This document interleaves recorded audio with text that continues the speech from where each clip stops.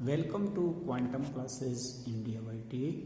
Today we will study about the uses of Gauss theorem, in which today's topic is electric field intensity due to the infinite plane sheet of charge. आज हम लोग electric field intensity find out करेंगे जो कि एक infinite length की plane sheet होगी। इस प्लेन शीट को हम लोग नॉन कंडक्टिंग मटेरियल से मान करके और तब डिराइव करने जा रहे हैं। जैसा कि हम जानते हैं कंडक्टिंग और नॉन कंडक्टिंग शीट में क्या डिफरेंस है। अगर कोई नॉन कंडक्टिंग सब्सटेंसेस होता है और उस पर चार्ज किया जाता है तो जो चार्ज होता है वो होल वॉल्यूम में डिस्ट्रीब्यूट होता है, जबकि अगर कोई कंडक्टिंग मटेरियल का शीट होता है तो उसमें जो टोटल चार्ज होता है outside the surface of that metal sheet uniformly distribute होता है, यानी उस मेटल शीट के सरफेस के बाहर यूनिफॉर्मली डिस्ट्रीब्यूट होता है। यहाँ पर जो हम लोगों ने लिया है ये नॉन कंडक्टिंग मटेरियल है। तो इस फिगर के अकॉर्डिंग हम लोग देखते हैं फिगर में क्या किया गया है कि ये एक मेटल शीट लिया गया है। इस मेटल शीट में जैसे कि हम मान लेते हैं एक कॉपी जो है ना अपने वर्टिकली खड़ा कर दिए, तो उस कॉपी के दो साइड, एक लेफ्ट साइड होगा एक राइट साइड होगा। तो ये जो दोनों साइड है इसके दोनों सरफेसेस पे पॉजिटिव चार्ज डिस्ट्रीब्यूटेड है। अब क्या किया गया है कि इस सरफेस के परपेंडिकुलर एक हम लोगों ने गॉसियन सिलिंड्रिकल सरफेस ले लिया है, यानी कि मान लेते हैं जो कॉपी हमने बोला था कि वर्टिकली रखना है उसके परपेंडिकुलर लेफ्ट और राइट साइड में दो अलग अलग दो सेम शेप का सेम सरफेस एरिया का पेन जो है ना रख लीजिए perpendicular to the metal surface. इस तरह से जो राइट हैंड साइड और लेफ्ट हैंड साइड पर उनके जो दो हमारे गॉसियन सरफेस के जो दो सिलिंड्रिकल एंड्स होंगे, एक को हमने मान लिया P, दूसरे को P डैश। ये P और P डैश दोनों ही मेटल शीट से R डिस्टेंस पे प्लेस किया गया है। इस डिस्टेंस पर हमें electric field intensity find out करनी है। चूंकि इधर जो सिलिंड्रिकल सरफेस लिया गया है दोनों एंड्स पर जो दोनों फ्री एंड्स हैं वहाँ पर एक सर्कुलर शेप बनता है और इस सर्कुलर शेप के जो हमारा एरिया ऑफ क्रॉस सेक्शन है उसको A मान ले रहे हैं। अब चूंकि पॉजिटिव चार्ज है तो पॉजिटिव चार्ज की वजह से इलेक्ट्रिक फील्ड इंटेंसिटी जो होती है वो हमेशा क्या होती है, आउटवर्ड डायरेक्शंस में होती है, सरफेस के परपेंडिकुलर आउटवर्ड डायरेक्शन में। The electric field intensity due to the positive charge is perpendicular to that surface in the outward directions. So at point P the electric field intensity is directed to outward direction at the normal of that surface, and similarly we know that the area vector is also always perpendicular to the surface normally, यानी उस surface के perpendicular normal बाहर की ओर होता है। इस तरह से हम लोग P पॉइंट पर देख रहे हैं कि यहाँ पर एरिया वेक्टर dA और इलेक्ट्रिक फील्ड इंटेंसिटी E दोनों ही सेम डायरेक्शन में है, दोनों एक दूसरे के पैरेलल है। इसका मतलब कि angle between the electric field intensity E and the area element dA is 0 degree. और जब 0 हो जाएगा तो हम लोग इलेक्ट्रिक फ्लक्स की डिफिनीशन से पढ़े थे phi equal to E dot surface integral of E dot D A. तो वहाँ पर E dot D A just like A dot B की तरह होता है, A dot B vector equal to AB cos theta, where theta is the angle between A vector and the B vector. So theta equal to 0 degree and cos 0 equal to 1. इस तरह से हम लोग क्या करेंगे कि अब आगे देखते हैं कि क्या क्या किया। तो हम लोग इलेक्ट्रिक फील्ड इंटेंसिटी को फाइंड आउट करेंगे। अब यहाँ पर हम लोग देखते हैं कि हम इसको क्या कंसीडर किए हुए हैं। Let a thin non conducting sheet of the charge extending infinite, the surface charge density is sigma. Surface charge density क्या होता है? सरफेस चार्ज डेंसिटी की डेफिनेशन हम लोग जानते हैं कि the charge per unit area is called surface charge density, that is sigma equal to Q upon A। Here, let P be any point at the distance r from the sheet where we have to find electric field intensity. P dash is the other point on the other side of the metal sheet, symmetrical to the P. Now, we take a cylindrical Gaussian surface. The two ends of the cylinder is parallel to the plane sheet. And as I told earlier, the direction of the electric field E and dA is parallel to each other because due to the positive charge, electric field is in outward direction and therefore the angle between E and dA is 0 degree.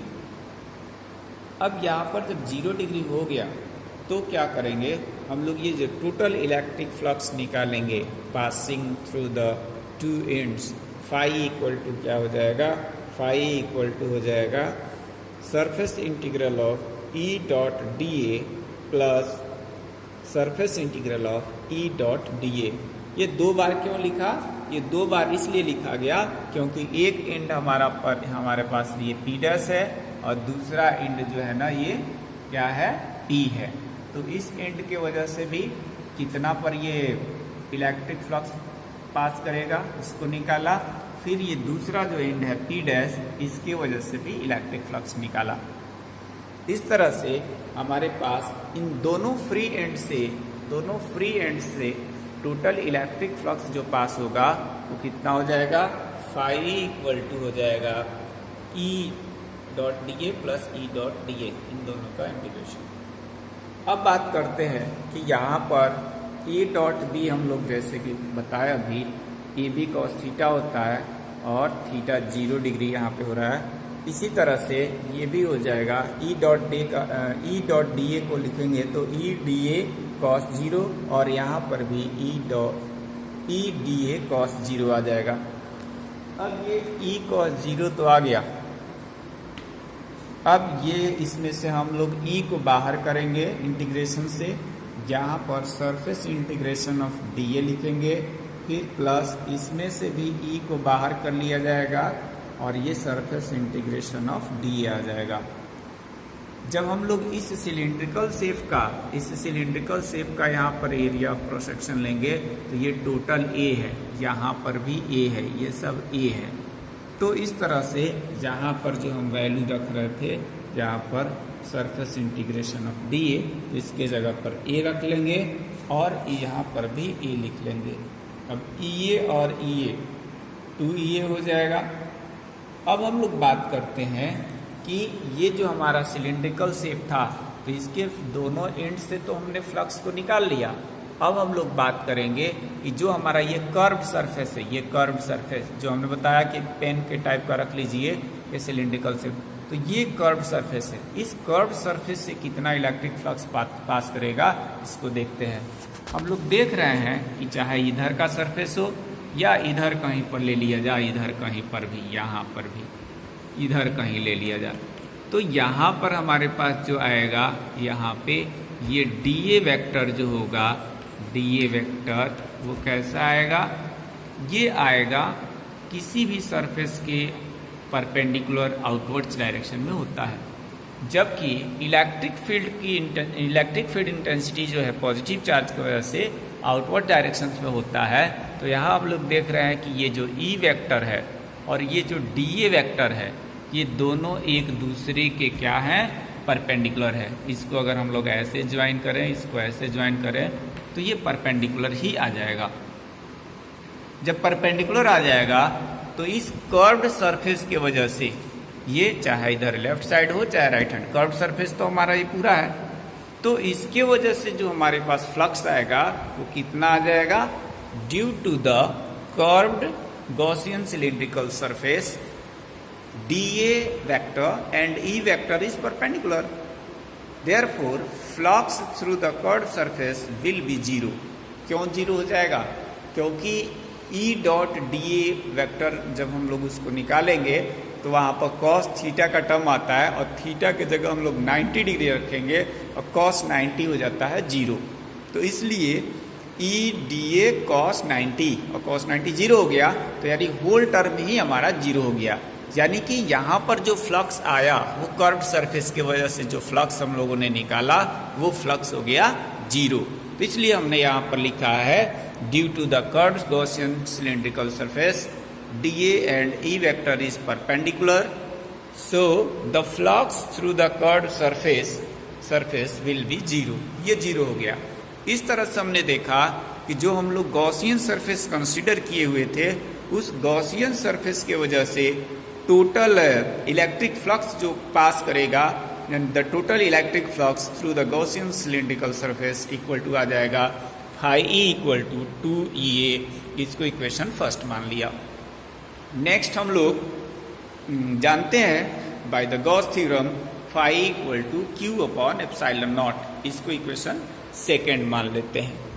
अब हम इन दोनों equation को जब compare कराएंगे तो हमको क्या मिलेगा, from equation first and second 2EA equal to Q upon epsilon naught, that is अगर हम लोग यहाँ से E की वैल्यू निकालेंगे तो ये 2 और A राइट हैंड साइड में जाएगा, 2 और A राइट हैंड साइड में जाएगा और यहाँ से हम लोग ये वैल्यू रख लेंगे 2A।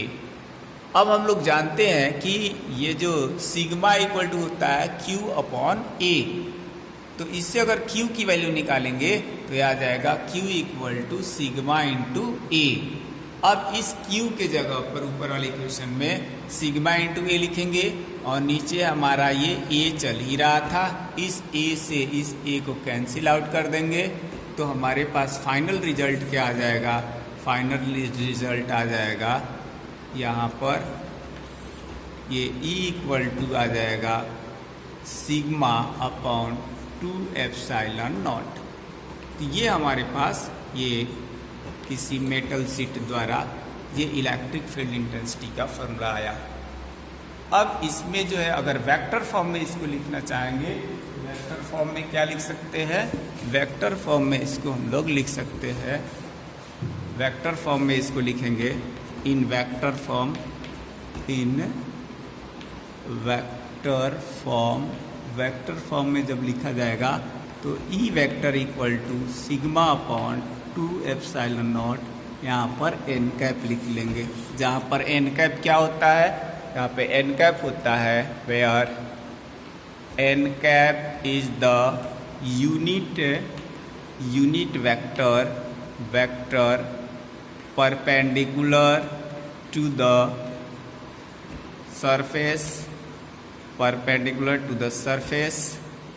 and directed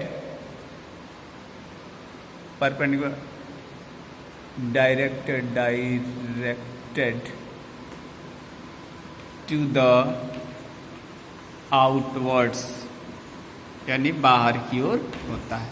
तो इस तरह से हम लोगों ने आज क्या सीखा, इलेक्ट्रिक फील्ड इंटेंसिटी को हम लोगों ने निकाला due to the infinite plane sheet of the charge.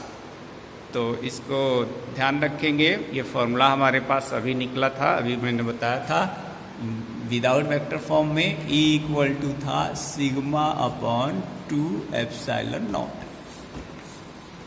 Next video में हम लोग पढ़ेंगे electric field intensity due to the infinite plane sheet of the charge, but the plane sheet will be taken as the conducting sheet. ये non conducting लिया था next video में हम लोग पढ़ेंगे कंडक्टिंग शीट लेकर के पढ़ेंगे उसका कितना आता है electric field intensity. Thank you for watching this video.